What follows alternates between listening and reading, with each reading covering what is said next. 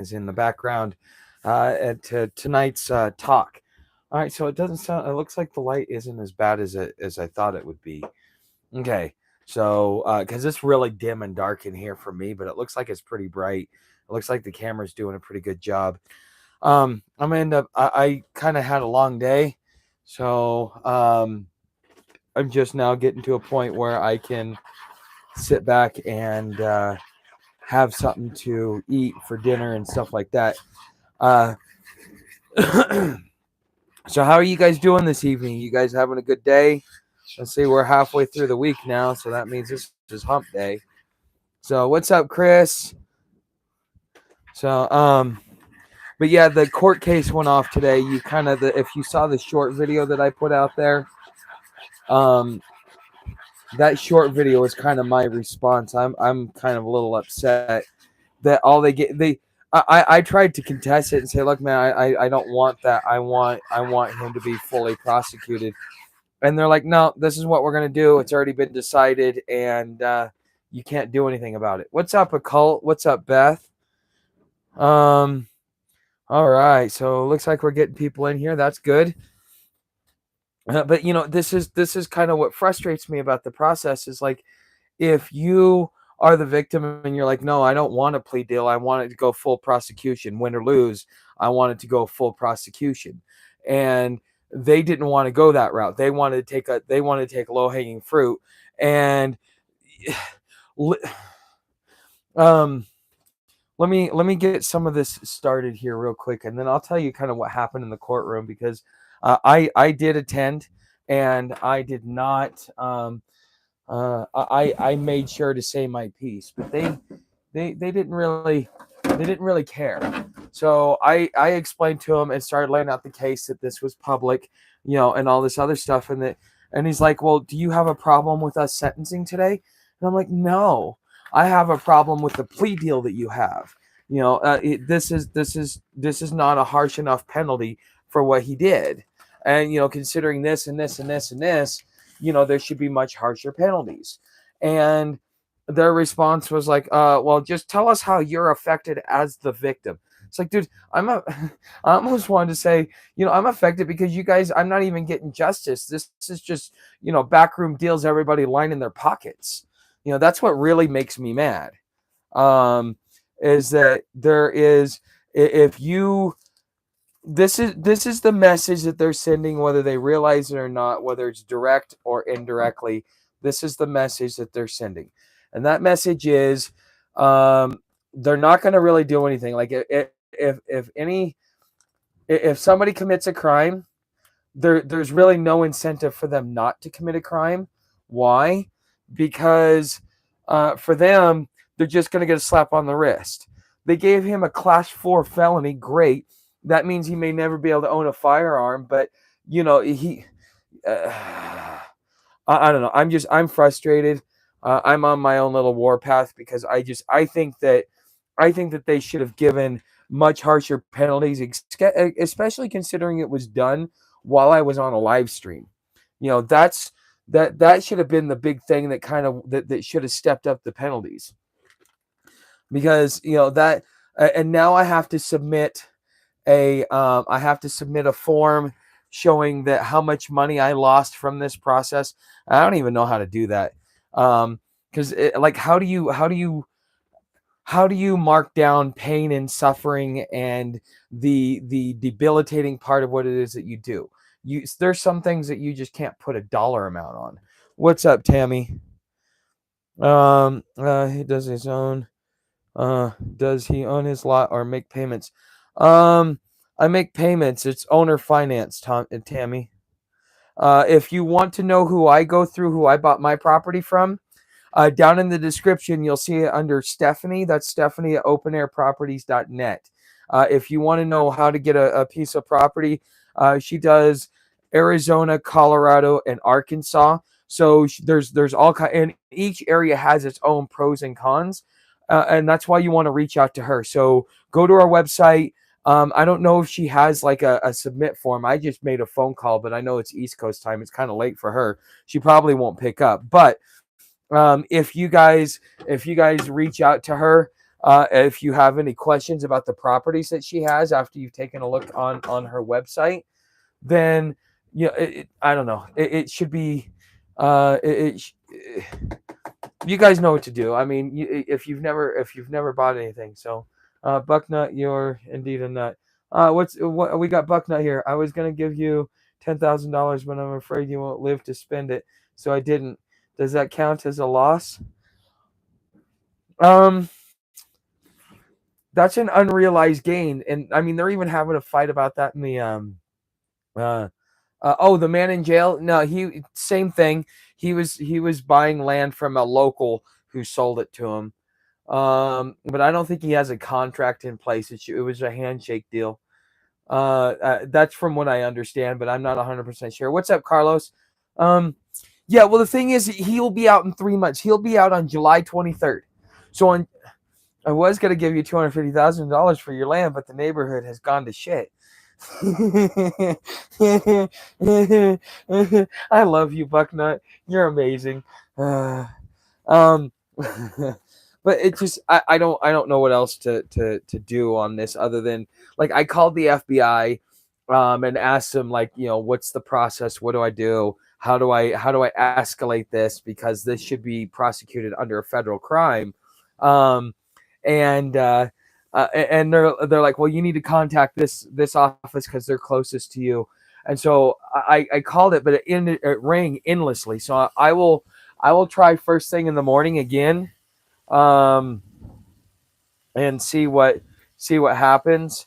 But if I can't do anything there, I'll probably just go online and find their contact email and reach out to them that way. But I don't know what's going on at that field office, but I wasn't able to get a hold of anybody today. And this is like around 10 o'clock, 10:30, 11 o'clock in the morning. So either they're out in the field and they got no receptionist or something. Maybe the office is uninhabited. It's one of the many remote offices they decided to shut down. Who knows? But that was my big day. So I got a call from the probation officer for this guy, but apparently I missed the call. Tried to get a hold of him, couldn't get. Left him a message. But this took up a good portion of my day as far as everything that I did. Um, it was, and it was very taxing because like I'm able to keep my composure, but there's still like chemical and psychological effects that I'm not sure that about overcoming, and it'll come with time. But the thought of it, the constant reliving of it every time I have to re-explain it and all that other stuff really sucks. And then I had to go through that whole process and relive that all in the courtroom today because I got maybe about a 5 minute window to speak, and they didn't even want me to. They didn't care whether or not. Yeah. So if this doesn't work, I'm going. If I can't get a hold of if I can't get a hold of the FBI, I'm probably also going to send a letter to the Department of Justice in their tip line and see what they do with it as well, because they may take it on and go, okay, because this is a judge. Apparently, the minimum that this guy was supposed to get is a year.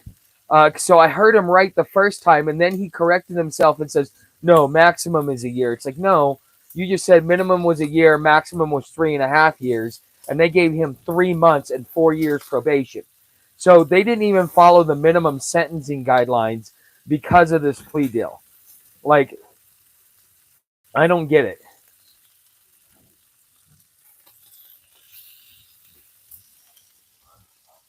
See, my expertise is on the is what's up, Tommy? Um, my expertise is on the civil side. I'm not really into the whole criminal thing, just because I've never really had to deal with any criminal stuff. I mean, I have a couple times in my life, but nothing that required me to go out there and really fight for my defense.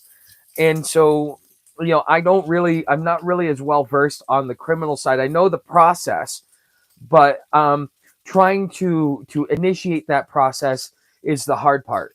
And even though I sent even when I sent it to the whatchamacallit, even when I sent it to the police officer, I made sure that I put specific wording in there, and I outlined what it was, and basically did his job for him. Gave him the what is it what is it? It's not FRS. It's something else. Basically the USC, United States Code. I gave him the USC number. As far as like the title and paragraph and subparagraph. And so therefore all he had to do was go look it up and go, okay, I can refer this to the feds. And if it's all monetary anyways, the feds are going to give them a kick down for reporting a federal crime and doing most of the work for them. So the police department the sheriff's department is going to get compensated. So what is their motive to prevent the feds from coming in and prosecuting this guy properly, considering what was happening? This was because the thing is once I have live viewers on there, that's interstate commerce. Okay. Because you guys are all in different states, different parts of the country.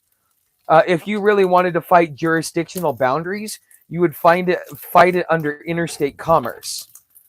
And like, yeah, so therefore that alone should have brought the feds in, but it didn't. They're all too willing to take away people's gun rights. They're all too willing to put new laws on the books to take the law-abiding citizens, the ones that are responsible and ethical with their weapons. They take these people and they put the screws to them. Well, the people who are reckless and irresponsible and should never own a weapon are basically left to go. And then as soon as they do something really big, then the media comes around and says, hey, look, this is another reason why we need to have more gun laws. We need to restrict guns, until people get so fed up with it. They're like, we can't seem to stop this. And then what they end up doing is just capitulating and letting themselves become disarmed. It's a good tug and pull. So if you are, and this is just my opinion, tell me if you agree with me, but if you're a gun owner and you're really into like gun rights and stuff like that, this would be in your interest to be able to be able to fight for this, or to have this taken a look at, because it shows that there's already laws that are on the books. So if there's already laws that are on the books, what's the point in creating new laws? It's about the fact that the authorities are not enforcing the current laws on the books and just adding more laws until they eventually just write it into law that you no longer have the right to bear arms, if that's something that you want to do. That's something that's part of the American culture and part of the American heritage. It doesn't matter whether you like guns or not. That's part of being an America and an American, because that's part of our culture. I mean, we like to shoot things. But this is, oh, and by the way, if you when you're cooking pancakes, if you don't have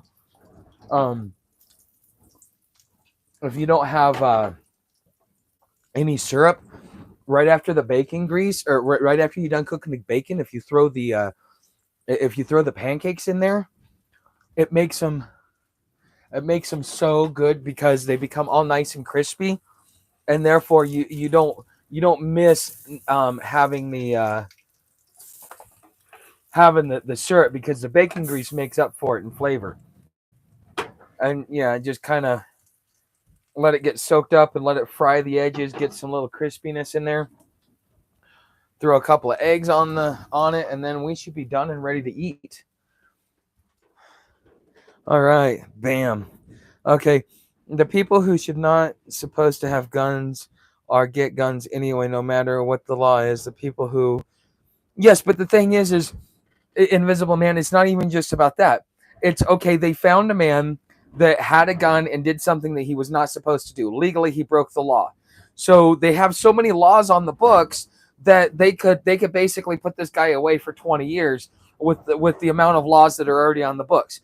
So why not use those laws instead of creating new laws by letting this guy go? Does that make sense? It's not really about whether or not he should have a gun at this point. It's, are they going to enforce the law, or are they just going to do it when it suits them because it's all about optics to begin with? See, that's the real question that we should be asking here. Not whether or not people should have guns or whether or not we should have more laws, but whether or not the laws that are on the books right now, are they actually being enforced? And I think that that's a big issue that needs to be tackled, for many reasons.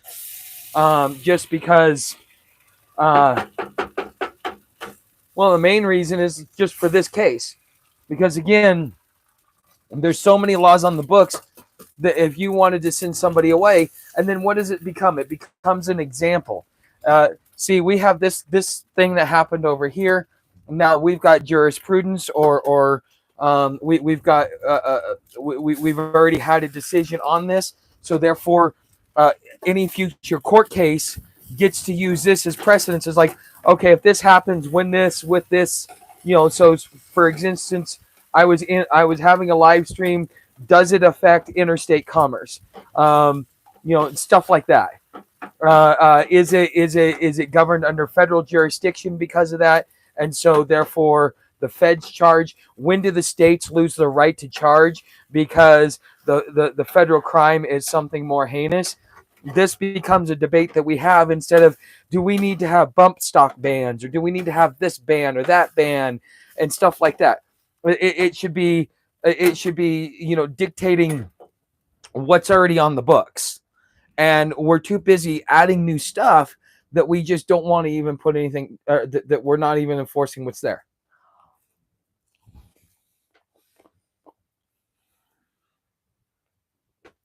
Yes, well, Matthew, if I can get this to take off, and you know what? If any of you that actually witnessed it were there live when it happened, if you want to send me, be clear, concise, because I'm going to turn it into an affidavit. If I got enough to be able to show all this, then it just brings more to it, because as I start going, okay, well, this affected my users. Here's an affidavit for one of my users willing to step up, or one of my viewers willing to step up. You see the thing there? See, the problem is so many people refuse to speak up that when you finally have somebody that wants to stand up, everybody's too busy shrieking, because that's what they've been doing the whole time anyways. So there's, and so therefore it becomes harder. I learned this when I was in Florida, and we were first dealing with the sweeps in Gainesville. I was trying to get people to understand that we needed to band together if we wanted to survive, and they're like, nah, we're too busy, doing our stupid stuff. We don't really care, because the thing is people have been taught to capitulate so much that when they lose the will to fight and they stop fighting, then basically these guys take over. So when you have somebody that's willing to stand up and fight, even if you don't want to, they can be your voice. They can be your voice when stuff goes like that, because this you get. Is it raining? Yeah, it's raining. You only get so many opportunities to handle a situation before they take it to a different level. What do you guys think? Bacon, egg, and pancakes.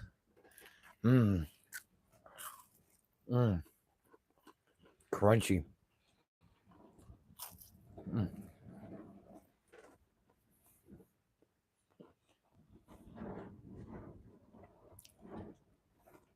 You know what though, Mitch? No, I mean, yeah, I don't care about being the bad guy. What I care about is that, honestly, I had a friend, a mutual friend. You guys have heard me tell this story.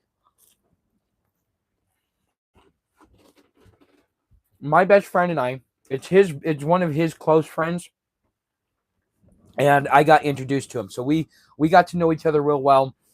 We were pretty much on the same page about everything. Basically, we hit it off right off the bat. And then a couple months later, he's in He's in Washington, D.C. for the J6 rally.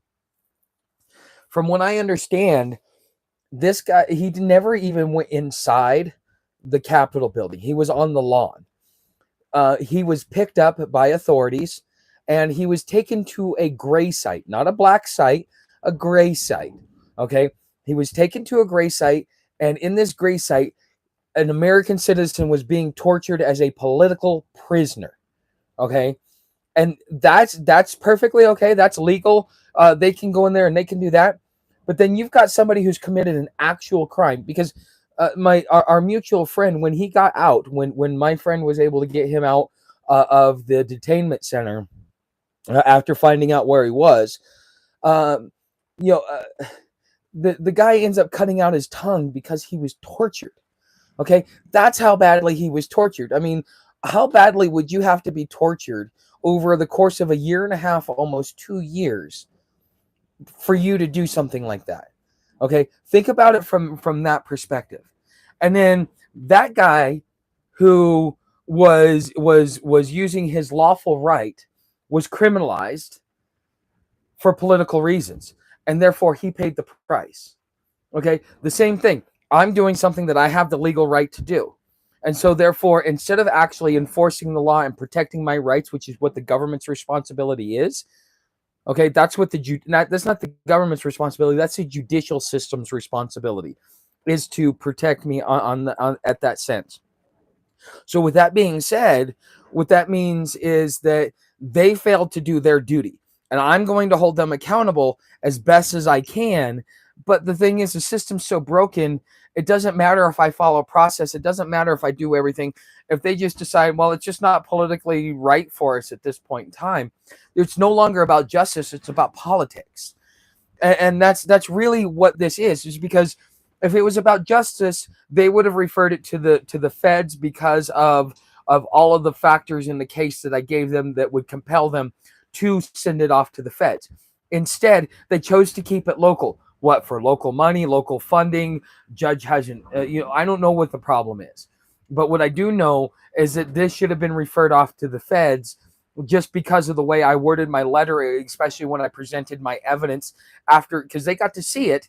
And then I had to send them a letter that gave them the links to the videos because it was live. It wasn't just like something random. It was live.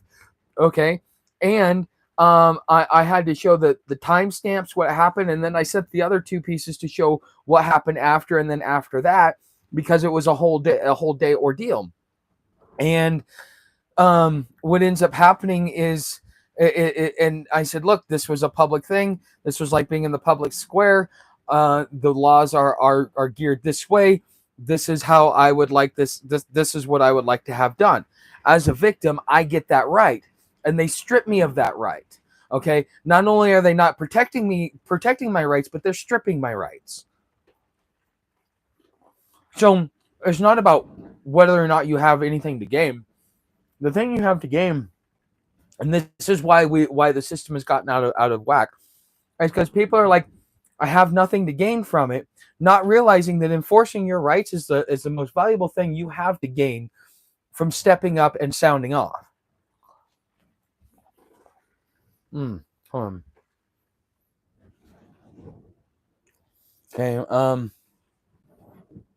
Okay. Feelings are not facts, y'all. Yeah, it's something to be proud of, though. Shake my head.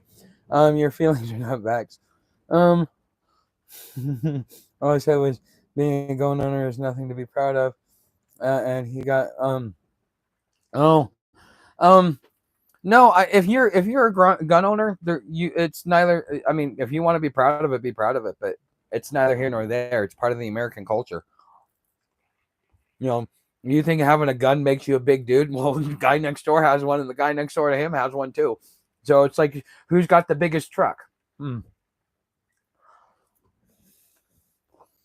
Man, this is so good, fried in bacon grease. You should try it. I think, honestly, this is the way I'm going to fry up my pancakes. And I'll cut back on my sugar intake, too.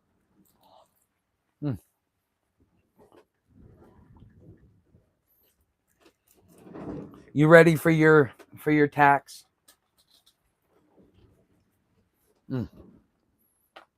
But I got to go in today to pick up whatchamacallit, to do my propane and pick up some food today. That's why I'm eating good today. Thank you. I wanted something that was going to be easy on my stomach. Bacon and eggs. That's my comfort food. Like, that's my go-to. And that's why. Yeah, I needed something to eat, but I needed something that was going to be easy on my stomach because I kind of messed it up over the last couple of days, just not being right towards it.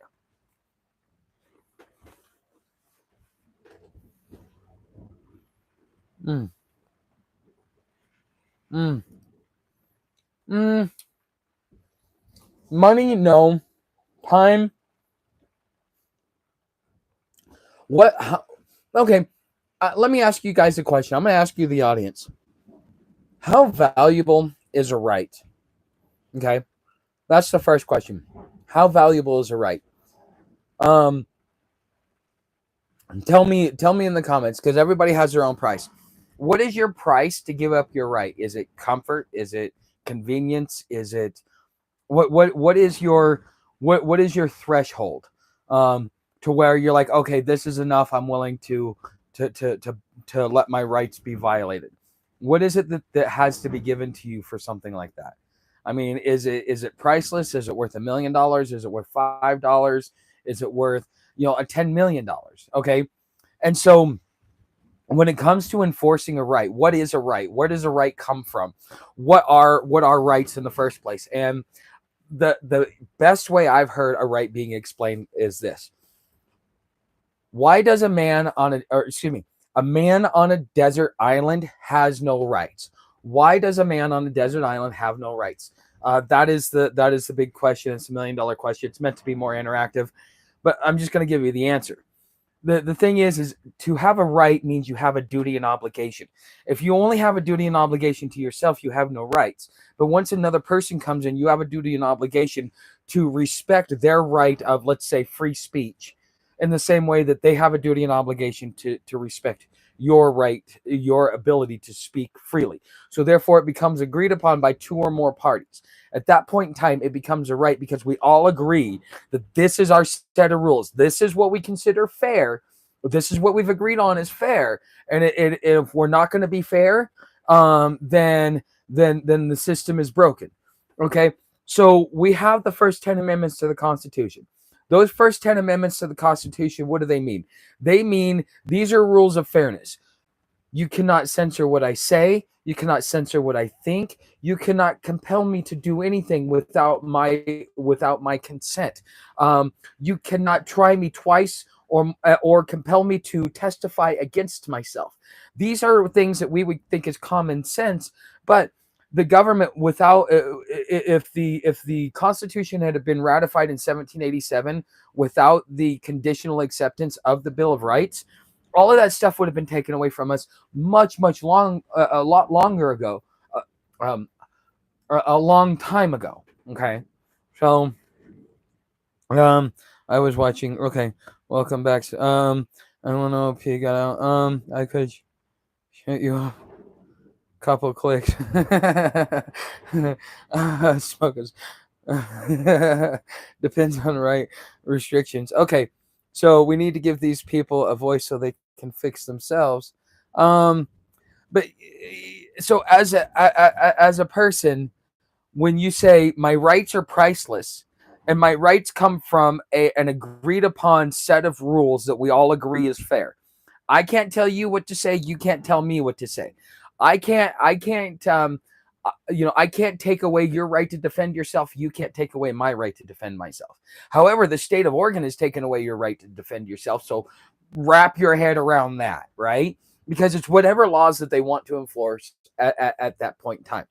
So if a right is priceless, then the amount of time, effort, and energy that is put into enforcing your rights should never be of question, because that right is priceless, and so therefore you should stand up and enforce it. And yes, it may take some time, but you know at a certain point you will set a certain record. There are people that stand up, and when they assert their rights, After about 2 or 3 times, they start getting hip to it, and they're like, okay, we ain't playing this game with you anymore. We already know we're going to lose. And so therefore they leave you alone. Okay. But the thing is if you're not willing to enforce your rights, then they're going to keep trampling over them, because there's nothing that you'll do about it. You're weak. You have no backbone. You have no spine. You got to stand up for yourself. Even if nothing gets done, just vocalizing yourself in a sense to where you make sure that you're being heard is not necessarily as effective, but just as important, even if something happened. Um, okay. Well, Rupee is nothing but a crap troll. Okay. Love you, Bucknut. It was an experiment. Man, go easy on me. What happened? Oh, there's some talk. Okay. I don't know what's going on, but I'm catching up. Somebody will tell me later. I always hear about it. That's what I love about you guys. I'm here just making coffee and smoking. That's good. Okay.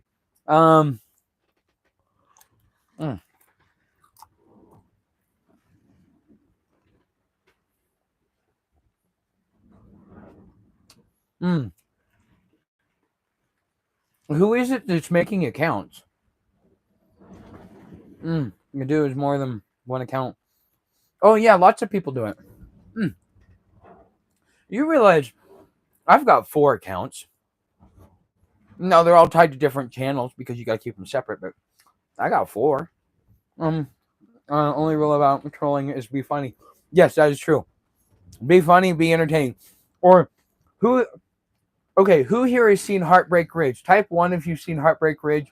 It's a Clint Eastwood movie. Type 2 if you haven't. Beat me, made me, kill me, anything, but just don't bore me.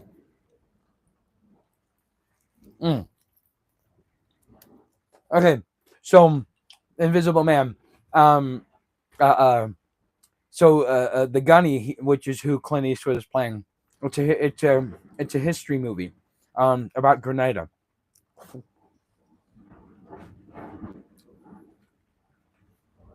And anyways, he gets drunk and he gets thrown in jail.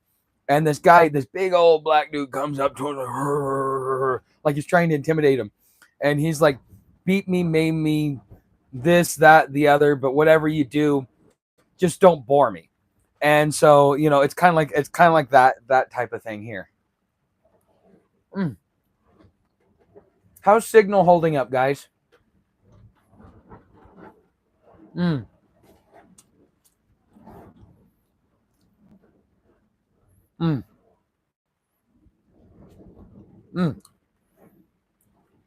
Okay, that's good. So, oh yeah, by the way, I bought me a bottle of Coke today too.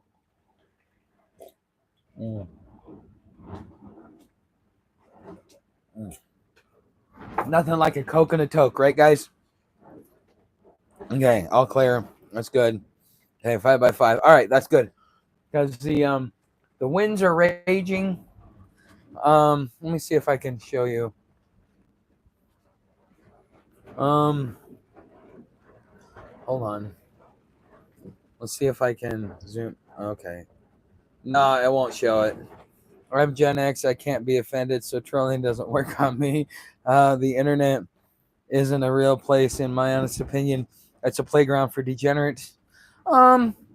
It can be. I mean, dude, if you've ever watched, and Bucknut, if you haven't seen this, you're gonna love it.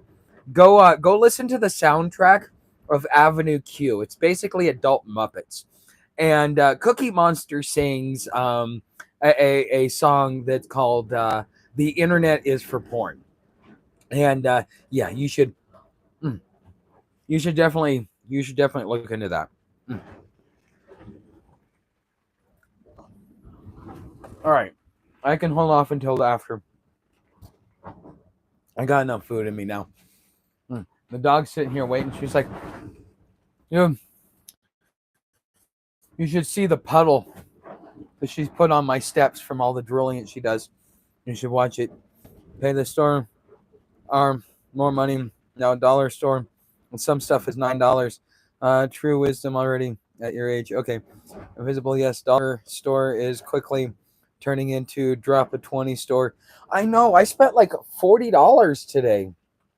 And all I got was some eggs and some bacon and a can of chicken and a couple loaves of bread, some lunch meat. Like, I'm buying the cheapest shit I can. I still walked out of there with like, I don't understand how I spent $40, but I did. No, it was coming. Invisible.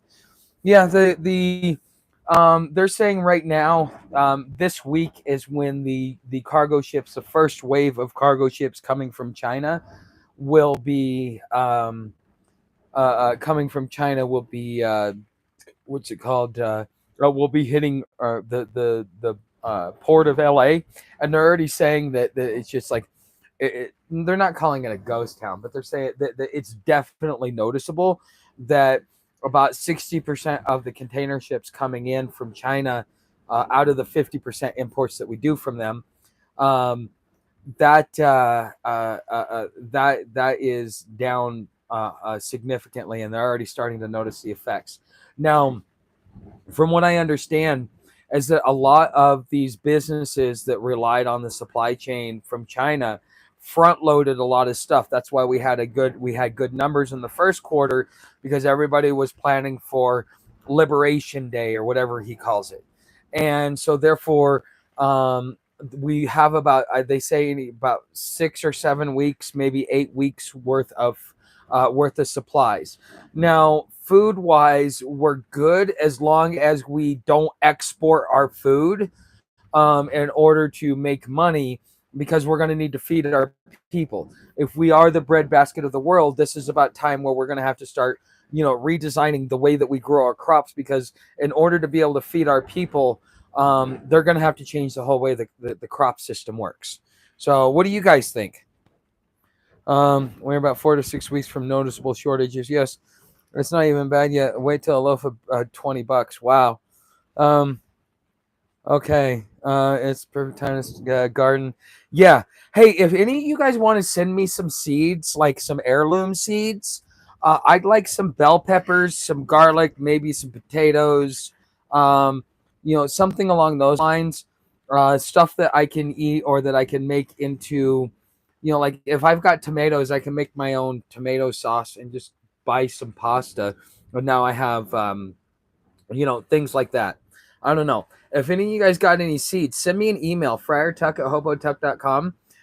If you'd like to send me some, that way because I'm going to be planting in probably about 2 weeks.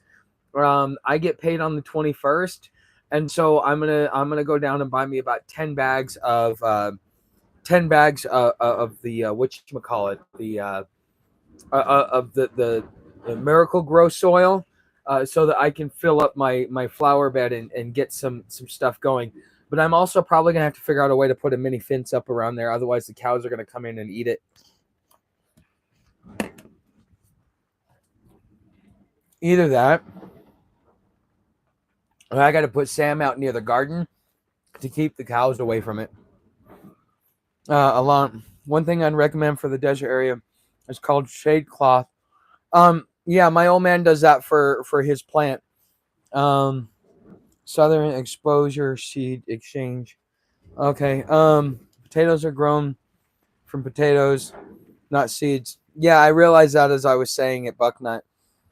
There is a lot of cargo in bonded warehouses waiting on tariffs to resolve. Yeah, but if they go to pull that out of those bonded warehouses, they have to pay the tariff, whatever the tariff is at that time, versus those that just put it in a warehouse after they paid the tariffs. It makes a big difference. So they could have gotten in for a lot less. So the organic Miracle Grow is what I use. Okay, good to know, Matthew. Great idea, Bucknut. Okay, what did we miss? Call your local library. Ours has free seed exchanges. Okay, I will have to ask, because what is tomorrow? Tomorrow's Thursday. Yeah, tomorrow's the last day they're open. I might go down there. Actually, no, I got to go over to my neighbor. I made a promise to him I'd show up at 10 o'clock tomorrow to help him put up some netting.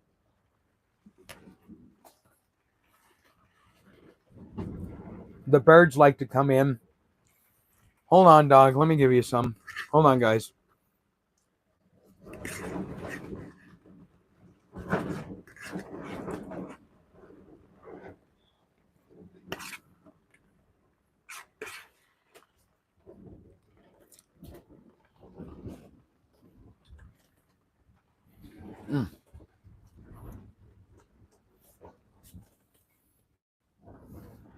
All right. A Coke and a toke. I really wish that Coke would have sponsored me. I kind of was hoping that my videos would have gotten some traction with them, but I don't think it did. Tuck, no, she doesn't have you train with her. Yeah, you're right. Windy out there right now. Yes, we got about 20-mile-an-hour winds going. It's not that bad. We've also got rain, so pine needles make great mulch. Yeah, actually, from what I understand, I should be using the stuff that's underneath the juniper trees, because that's where all the rich soil is and stuff like that. But I want to make sure that I'm not taking too much of it, because I don't want the trees to shrivel up. So but hey, just as a reminder, guys, so those of you that are in here, we are running a viewer contest. We do it every month. This month, first prize is the Lead Dog T-shirt. Second prize is Inner Circle membership on Patreon. Third prize is digital homesteader membership. You can get a raffle ticket for the raffle. Get as many tickets as you want. You get double tickets for memberships over on Patreon. And then you get single tickets for memberships over here on YouTube, because it's only like $2.99, or it's $5 if you want to do like through a super chat or something like that. $5 per ticket. We already have. I moved it because I got into doing some other stuff, but I know that the open air properties. Let's see, Blade Obsession, and I can't remember who the third one was. What did I do with my book? I don't have it around here. I've been, oh wait, yeah, I moved it over here. Sorry, that's why I put it here. Okay. Oops, wrong way. Sam? Okay, so Blade Obsession has 2. Matt the cat has 1, and Stephanie has 1. Okay? So, for those of you that want to get into it, you've already got some competition. Consider joining the joining. So, anyways, just throwing that out. If you don't protect your plants, they will be eaten, especially their little food. Yes, off topic. Permanent marker is really good indica strain. Huh. I don't know. I want to grow at least one plant, but I need like a whole, like the way that my neighbor does his potting stuff is like you need like a really high raised bed, and it's going to be about maybe 2 feet or 3 feet by 3 feet, just like a big old pot just for that whole plant to grow up. So I would really like to be able to grow this year, but I'm not sure if I will be able to. At least not that. But maybe my neighbor will teach me some of what he knows.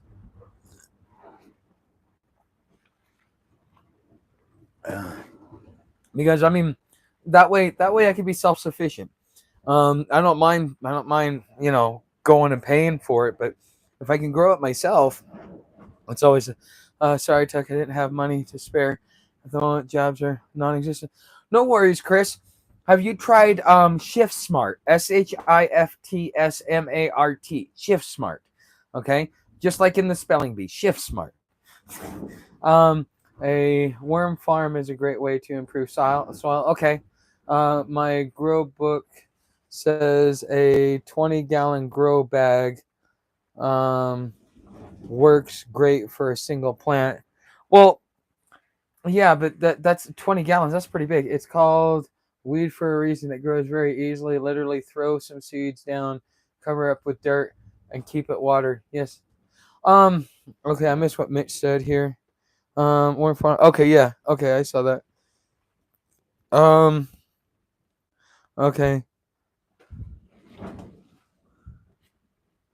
Okay. All right. Yeah, I'm kind of learning a lot of this on the fly, and I'm kind of learning it with my back against the wall because now that the post office screwed me up on my month's supply of food, I've got to figure out a way to offset it.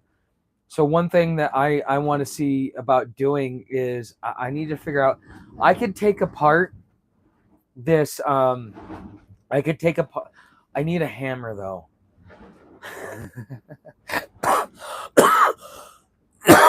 I bet you dude wouldn't mind lending me one. And the hammer and nails, um, and uh, and build like the infrastructure. But then I would just need to buy the wire. And if I buy the wire and the infrastructure, maybe I can keep them in a small little area, let them out during the day, and put them back in at night. I may have to ask Clyde because he has a bunch of chickens. I'll have to ask him how to do it because I'm not bringing the fuckers inside. Hell no, no, no, no, no, no, no, no, no. Um, it's no, no. I mean, I don't care how attached to them I get. No, not happening. We need a hammer and nails tuck. Yes, but if I can have, because it's not hard to get pancake mix. Okay, pancake mix is easy to come by. So if I can just go get me a couple of boxes of pancake mix at the store, then a cup. Then if I've got eggs here, then I've got eggs and pancakes. I don't need the bacon. I got the protein from the eggs. And if I have goats, then that means I can go out there and milk a goat every day. But that means I have to get it pregnant. It's going to take 6 to 9 months for that whole process to go until I can start milking it. And if I don't milk it enough, then it dries up. So look on Craigslist, Facebook for free field date, or call landscaping company or builders to ask if they can drop off dirt for you. They pay to dispose of dirt. Did not know that, Bucknut. I'll have to look into that. My neighbor got some baby turkeys. That'd be nice. Maybe in this market that might not be a bad idea because everybody's got chickens. Now, turkey eggs though, that would be interesting. But yeah, get me a nice little turkey farm, and so right around Thanksgiving, I make my year's revenue. Having people come and bring me whatever. Because I mean, at that point in time, like one of those birds, yeah, they're gonna pay me $20 a bird.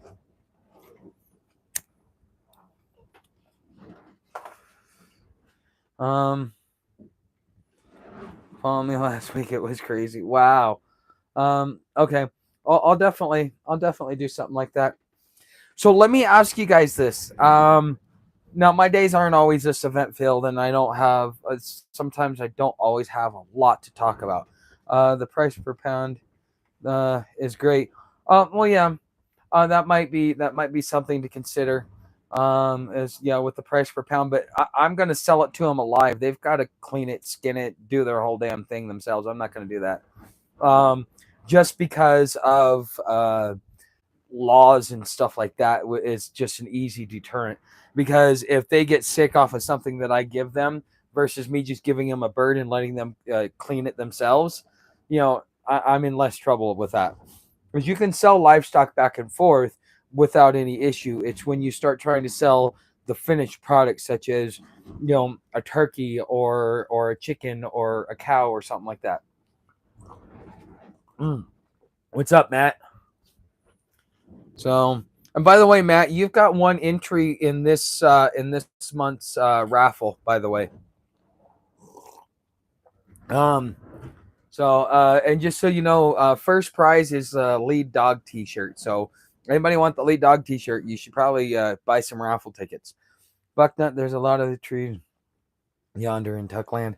No, there's not a lot of trees. Yeah. No. Hey, you're the one. Yeah. You got a raffle ticket because you earned it. Those of you that I know on the back end, like there's some of you that send me regular stuff through Cash App, and when you do that, because I know who you are on the front end, I just give you credit for the for the raffle tickets, because I think it's only fair. This is supposed to be a giveaway for you guys anyways. This isn't necessarily about me making money. It's about breaking even, engaging with the audience, and kind of giving you guys a way to have a closer relationship with the with the audience and everything else like that. So therefore, once a month we give away 3 prizes: first, second, and third. First prize is the lead dog t-shirt. If you want to see what it looks like, you got to go down. It's in my TeePublic store. And then second prize is Inner Circle membership. Third prize is a digital homesteader membership. And so that's the way we're gonna go. So, oh yeah, okay. Yeah, it's $5 a raffle ticket. And so you can either get double tickets on Patreon for memberships.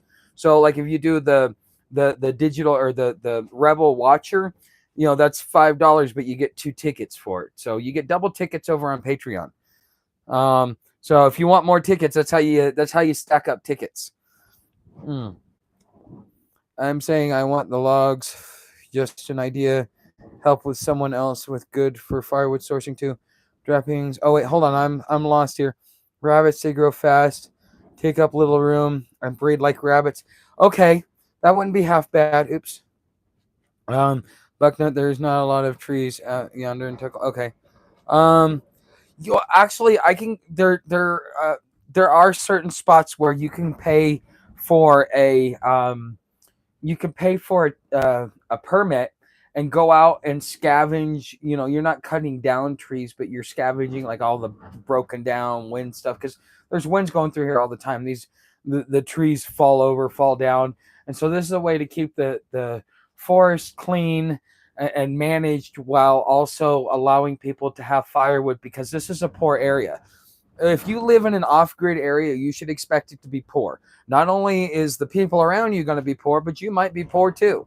And so you got your whole thing where things were like $20 when you're in the city, out here might be $5, okay, or $3, because there's not a lot of money going on out here. And there's just a lot of things. So bunnies, not near the kind of mess other droppings. Rabbits are the cheapest meat to feed, as far as I know. Yes, rabbits may be the cheapest meat, but they can also be an invasive species. My back in Portland, Oregon, Glendevere Golf Course. Somebody let some rabbits there, and they are constantly trying to manage that rabbit population because it got so far out of control, and it only took like 6 months. Last thing you want is a bunch of rabbits around here that get loose. Very lean meat. Pelts do sell well. Okay, that's a good idea. So the feet. Okay. So what you're saying is raise the rabbits and start selling final products like. So that means I would need to learn how to tan. I think that's the right word for it. Be able to hang the hide, dry it out, stretch it out. And it takes a while for that to happen. So I could do something like that. I might, for something like that though, I don't know. That's going to be a lot of work. But now that I can kind of do my YouTube while I work, it makes it a little bit easier. I think you would be just fine selling the rabbits. 2 does, rabbits 2 does and $1. Huh. Say what? Bunnies wouldn't survive no time if they get loose. I don't know, man. They're herbivores. There's plenty of grass out here. I don't think I think that if you let rabbits out here, they'd figure out how to survive. I think they'd push the mice out.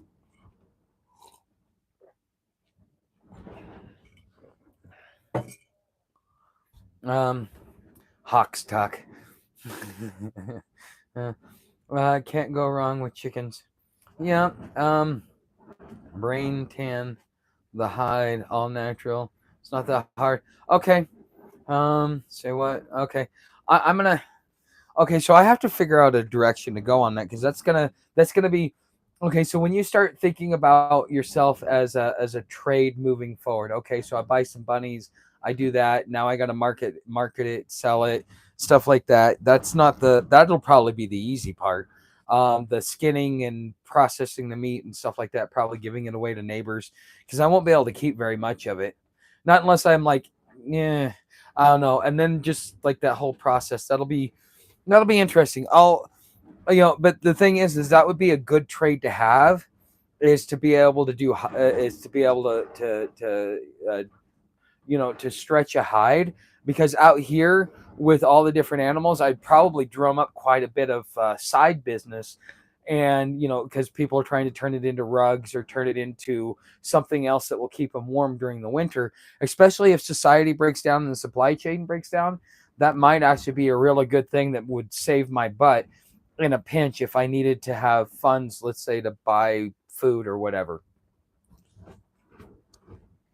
Ah, yes, I would have to.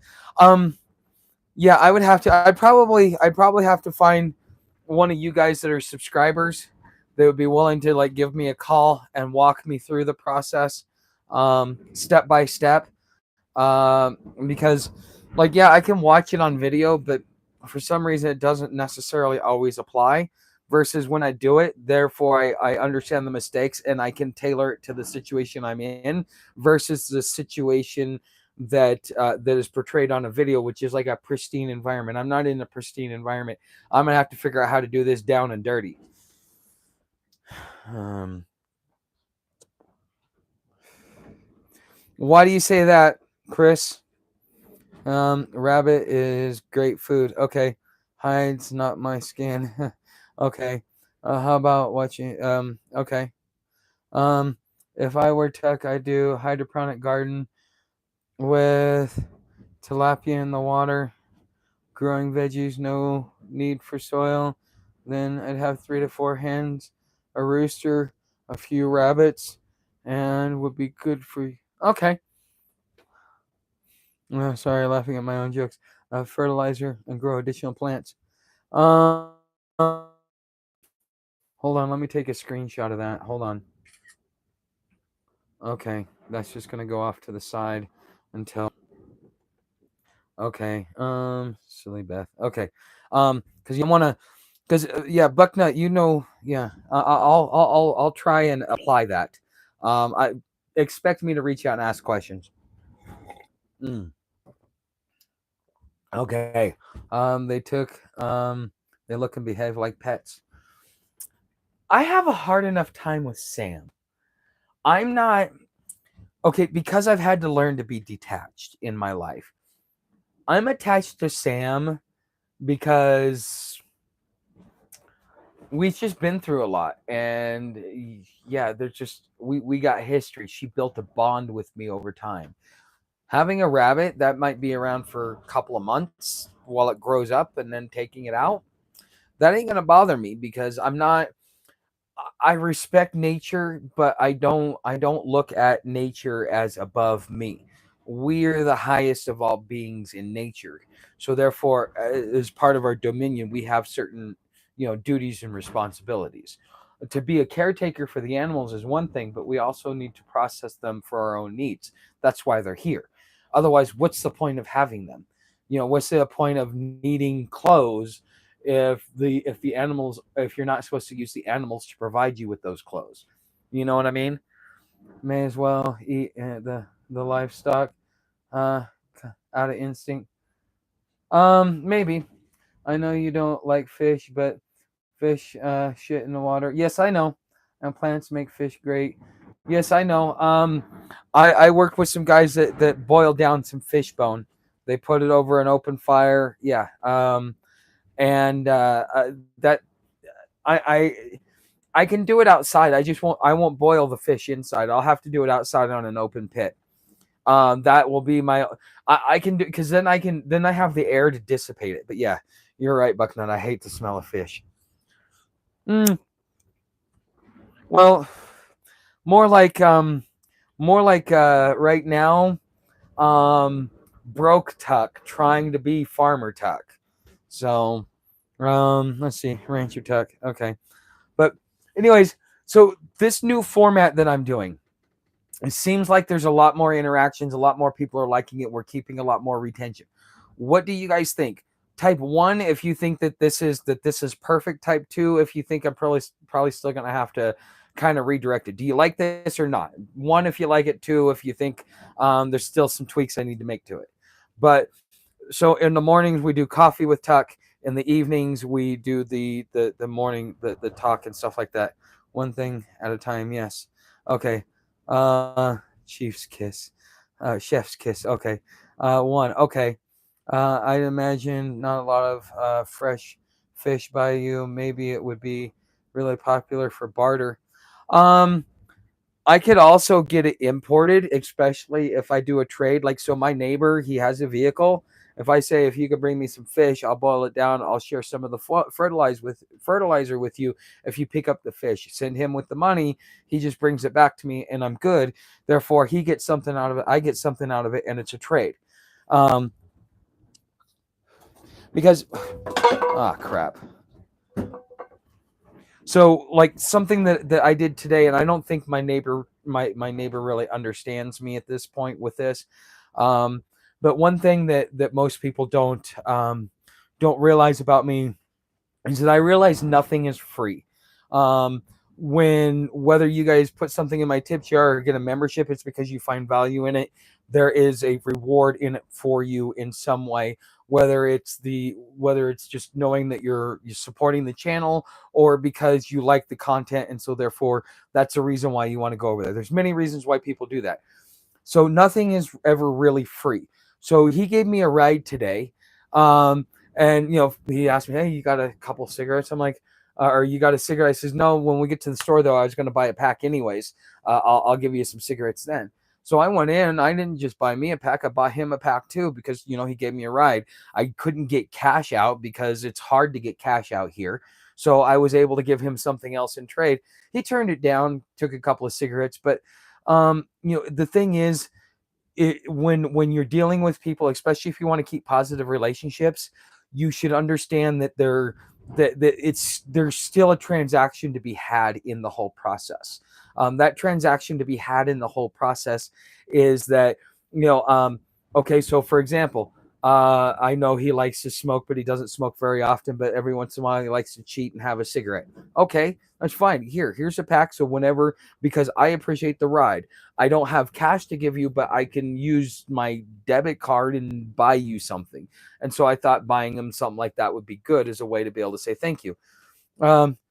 Just the tip.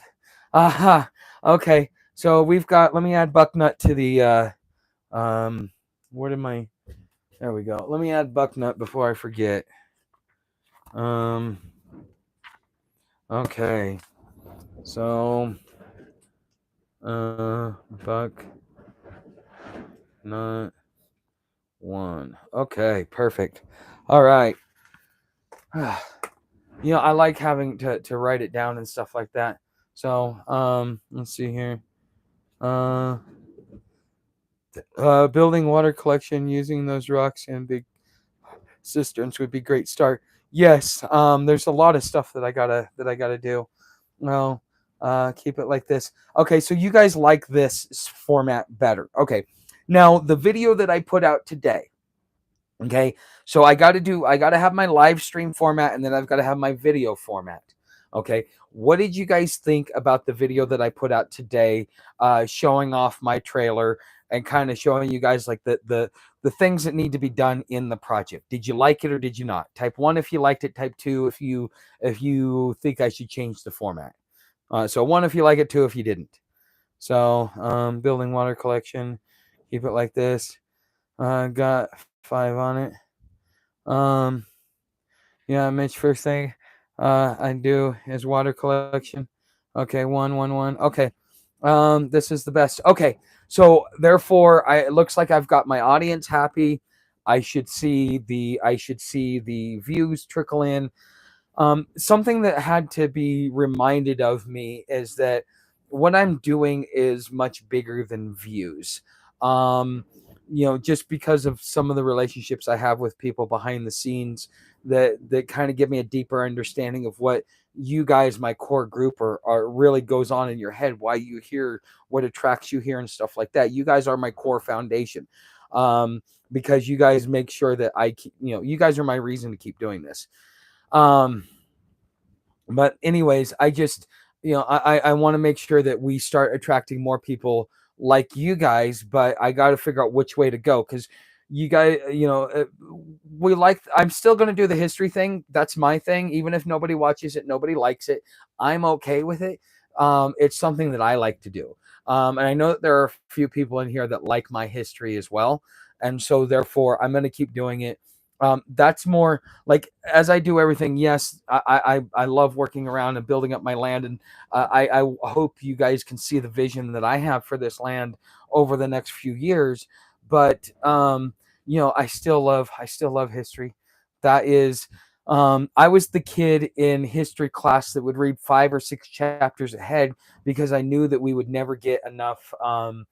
I knew that we would never get enough time in class to go over it.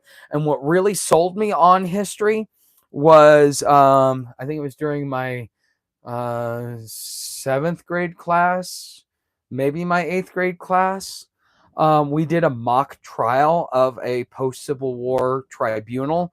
And I got to be the doctor. And get up, and I learned a lot about scurvy, which is a vitamin C deficiency, stuff like that.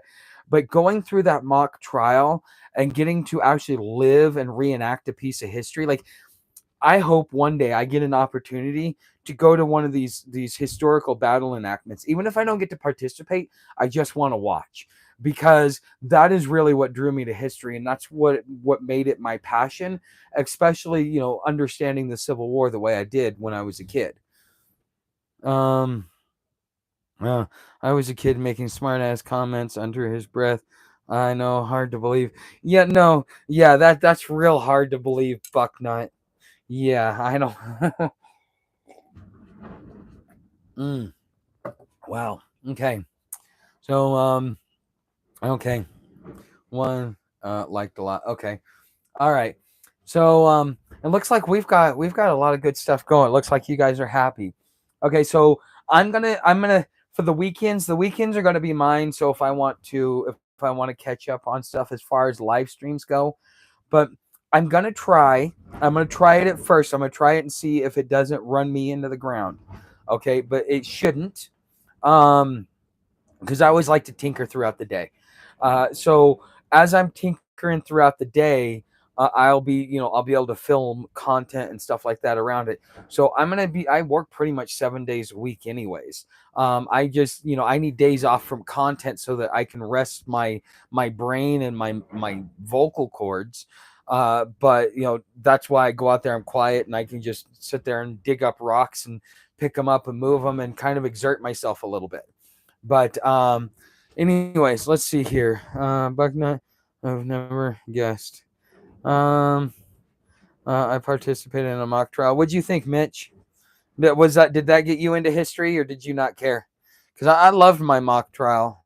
I really wanted to be the prosecutor, because I saw holes in the case that the as the doctor, I was like, dude, you're missing like a big part of this whole thing. And that's kind of what got me into the desire of constitutional law, was because I was like, when that happened, I'm like, well, wait a minute.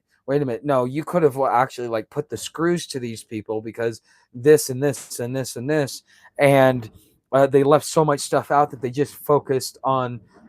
Most of the kids just were following a script. They weren't even trying to do anything real. So let's see here. Tuck, are you happy? Do you want to stay with today's kind of format? I like the live streams like this. This is what I love. I've been trying to get this back, and I didn't. What I had to realize is, just because the scenery changed doesn't mean that my format changes. So essentially, I'm going back to the same format that I had while I was on trail, but instead of being on trail, I'm going to be doing it while I'm working around my land. So therefore, I thought that I needed to change the whole thing, when in reality I didn't need to change anything. Who cares what the trained monkey wants?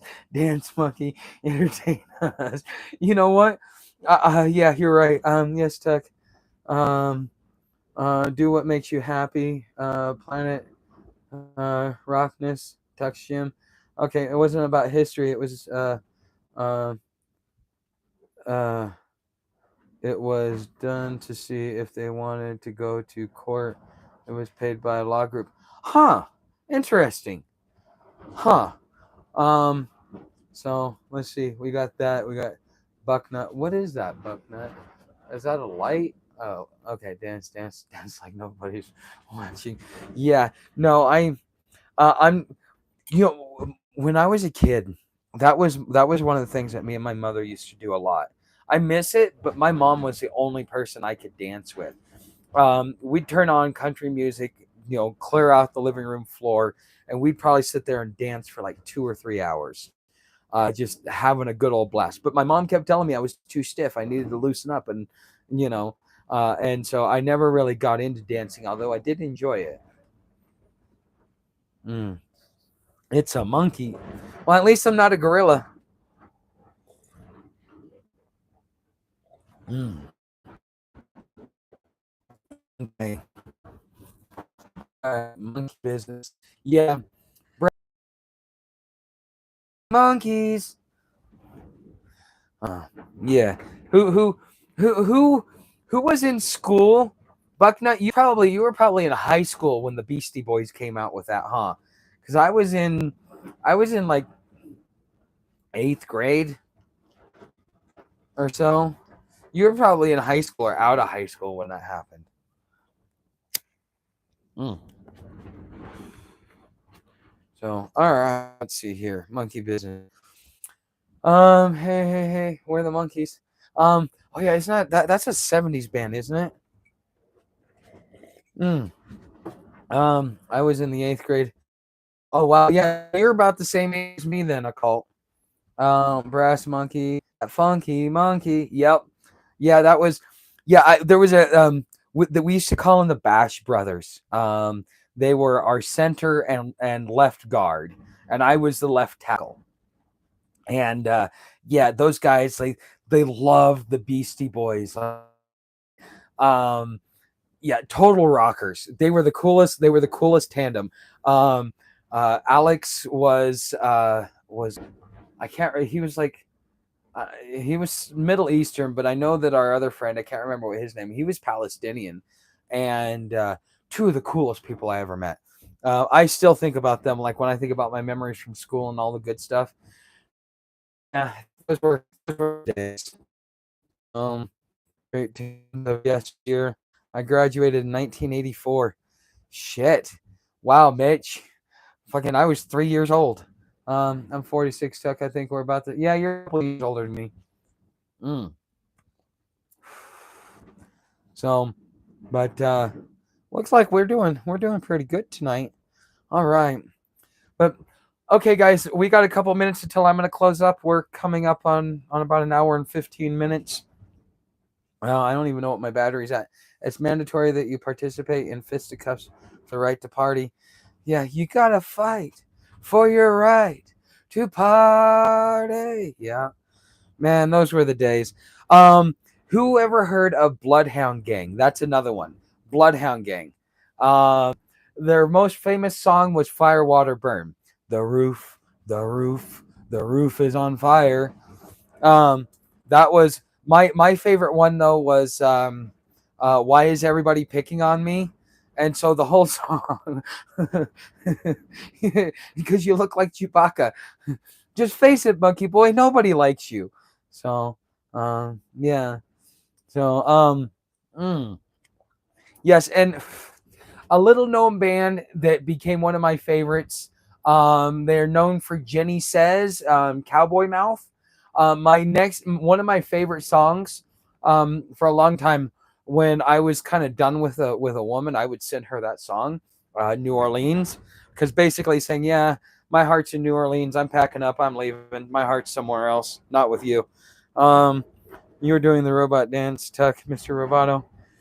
No, you know, I never did the robot dance. I did do the moonwalk though. Um, Everybody was trying to do the moonwalk back then though. That was like, what was it? I was never a big Michael Jackson fan, but when he did that Super Bowl, what was it? Something the world. Where yeah, that was kind of like when I really got to know Michael Jackson. But I was never really into Michael Jackson. Um, I was raised on Kenny Rogers, Dolly Parton. Um, Garth Brooks is a little new age for me.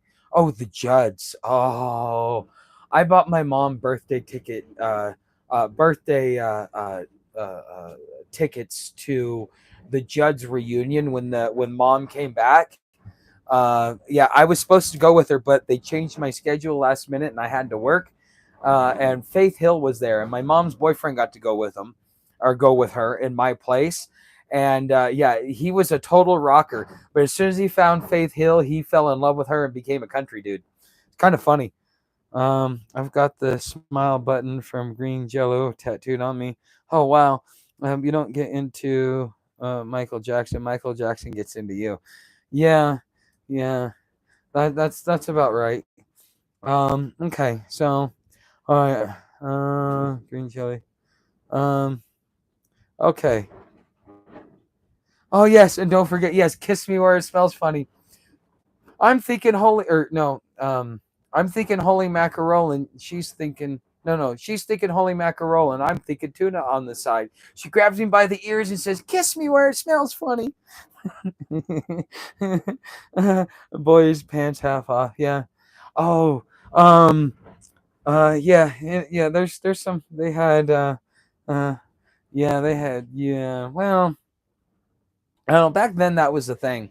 Um, yeah, that back then that was the thing. So, all things on right party. Yes. Mm, yes. I bet a lot of you guys remember being at like at high school parties listening to that song while sipping on a beer, thinking you were cool.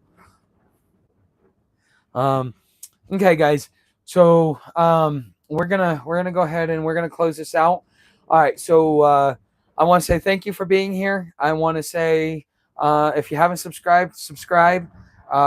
Be here tomorrow. We're gonna keep the same theme going day in and day out until you guys tell me a different way. But I want to say thank you guys for being a part of the community, and I will see you tomorrow morning. Night Invisible, Night Jeremy, Night Occult, Night Beth. Oh, you went to a Baptist school.